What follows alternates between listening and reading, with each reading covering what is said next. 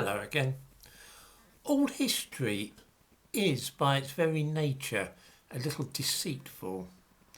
This is because anybody trying to write about any historical period must choose what to include and what to leave out. This very act of selection is heavily influenced by age, class, gender, ethnicity, political beliefs and so on.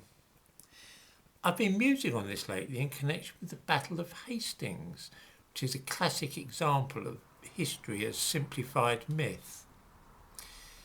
Let me ask viewers a question. Most people know what happened in 1066, the Norman invasion and so on, when William the Bastard, more commonly known in later years as William the Conqueror, of course, brought an end to Anglo-Saxon rule in England and founded a dynasty of his own as William I.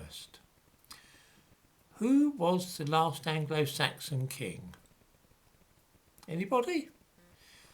Well, anybody who said King Harold may now hang their heads in ignominy and shame.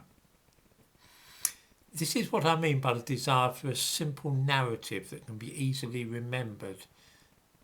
Has anybody ever heard of the Battle of London, which took place in the same year as the Battle of Hastings?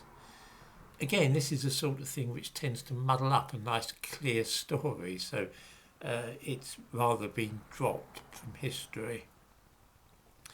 King Harold, known before he assumed the crown as Harold Godwinson, did not have a particularly good claim to the English throne. Edward the Confessor, who was king from 1042 to 1066, would rather have had his nephew, Edward the Exile, who was living with his son in Hungary at that time, to succeed him. However, the assembly of Saxon nobles, known as the Wittenagemot, decided against Edward the Exile or his son, who was a teenager. They thought that Harold Godwinson would be a better bet as a leader. And so they chose him. After the Battle of Hastings and Harold's death, they changed their mind. That is to say, the Wittenagemot changed their mind.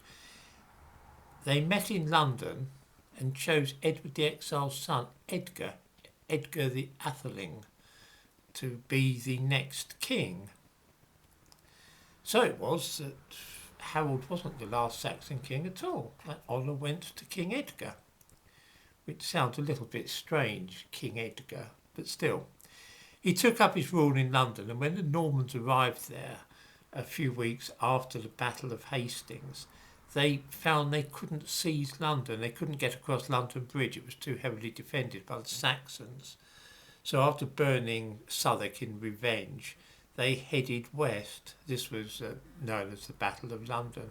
They travelled west along the Thames and crossed it down towards Oxford. They weren't at all sure at that time that William had won the battle, had won the invasion of England. It was possible that the Saxons would be able to hold out in London, so it's by no means a foregone conclusion that William would be the next king.